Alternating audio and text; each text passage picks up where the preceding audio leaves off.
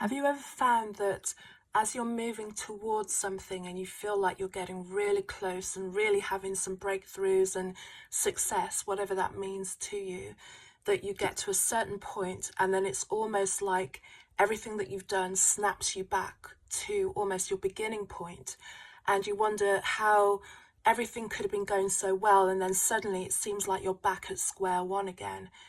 Maybe, and maybe you can consider this, you've made some sort of unconscious pact to not really succeed.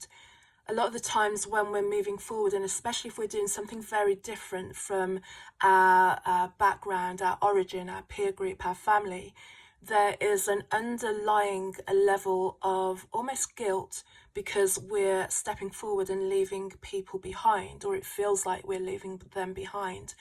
And that's why we will create situations that will almost take everything that we've achieved back and away from us, because there is a portion of ourselves that's not aligned and not fully aligned and not fully believing that we can deserve that, or that we are not causing or breaking a contract with somebody.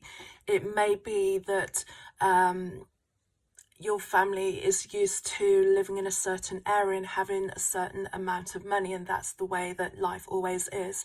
And there was always this kind of common conversation about how people who had a certain amount of money that was more or lived a different life, how they were, and this assumption. And now you're moving forward into a new space within yourself, and you're becoming one of those people that you always used to talk about. So there's this kind of underlying unresolved issue that you're going to be stepping into a space that you always used to mock. So that's just something to consider. It's things that I consider all the time when I think I've got so far and then it feels like everything snaps me back to a certain position. Have I made some kind of unconscious contract to remain small? Do I think that I'll be upsetting or leaving or hurting people in some way by moving forward? Because that underlying unconscious connection to that belief is really powerful and can powerfully stop you from going where you want to go.